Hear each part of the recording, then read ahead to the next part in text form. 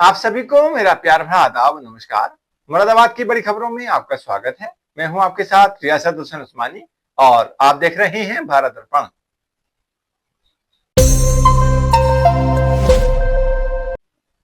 बात करते हैं सबसे पहली खबर की। मुरादाबाद विकास प्राधिकरण ने अवैध रूप से संचालित हो रही 6 मैरिज हॉल और एक अस्पताल समेत 11 बिल्डिंगों को आज सील किया है। इन सबके साथ ही एमडीए द्वारा अब तक लगभग 50 से ज्यादा बिल्डिंगों को सील किया जा चुका है। इसके पहले एमडीए 16 कोचिंग सेंटरों और 3 अस्पतालों को भी सील कर चुका है। मुरादाबाद विकास प्राधिकरण के वीसी अनुभव सिंह का कहना है कि एमडीए की यह कार्रवाई आगे भी जारी रहेगी। हैरानी की बात यह है कि सील की गई लगभग सभी बिल्डिंगें रोड किनारे पिछले कई सालों से धड़ल्ले से अपना कार्य कर रही हैं। फायर डिपार्टमेंट जिस पर इसे कार्य करने और चेक करने के अलावा कार्रवाई करने की जिम्मेदारी थी, उसने कोई कार्रवाई नहीं की है। लखनऊ के भीषण हादसे के बाद भी फायर डिपार्टमेंट पर कार्रवाई में पिक एंड चूज के आरोप लग रहे हैं।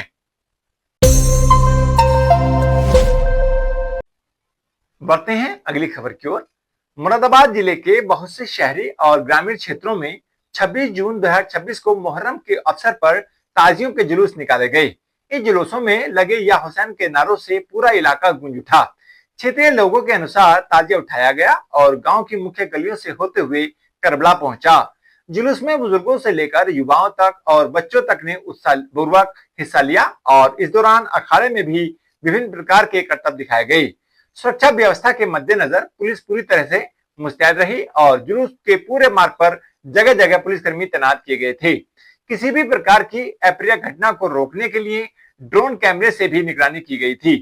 इस्लामिक कैलेंडर का पहला महीना होने के बावजूद मुहर्रम कोई जश्न का त्योहार नहीं है, बल्कि यह पैगंबर मोहम्मद साहब के नवासे हजरत इमाम हुसैन और उनके परिवार की इराक के करबला में हुई शहादत की याद में मनाया जाने वाला शोक और मातम का पर्व है।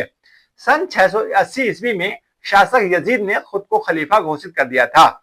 उसने इस्लाम के सिद्धांतों के खिलाफ जाकर शासन स्थापित किया और इमाम हुसैन से अपने मातहत रहने को कहा। इमाम हुसैन ने यजीद के जुल्म और अधर्म के आगे झुकने से इनकार कर दिया। इसके बाद करबला के तपते रेगिस्तान में यजीद की विशाल सेना और इमाम हुसैन के छोटे से काफिले, जिनमें महिलाएं और बच्चे भी शामिल थे, के बीच भयानक युद्ध हुआ। इसको ही जंगे करबला यानी करबला का युद्ध कहा जाता है और इसी की याद में हर वर्ष ये त्योहार एक शोक के रूप में मनाया जाता है।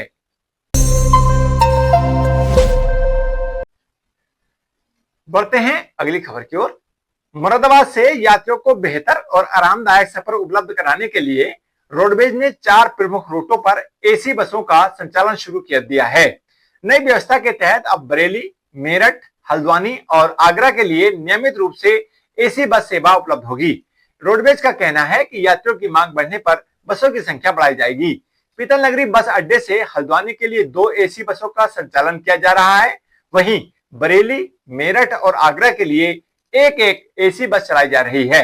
बरेली के लिए सुबह 10 बजे, हल्द्वानी के लिए पहली बस सुबह 11 बजे और दूसरी बस दोपहर 12 बजे, आगरा के लिए दोपहर 12 बजे, जबकि मेरठ के लिए दोपहर 1 बजे से ये बसें चलाई जाएंगी। रोडवेज अधिकारियों के अनुसार सभी बसों का संचालन तय समय पर और समय अनुसार किया जाएगा ताकि यात्रियों को बेहतर सुविधा और समय पर यात्रा का लाभ मिल सके।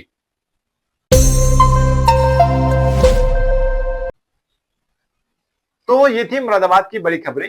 ऐसी ही खबरों के लिए देखते रहिए भारत दर्पण। चैनल को सब्सक्राइब भी करें ताकि ये खबरें सबसे पहले आपके पास पहुंचे। धन्यवाद।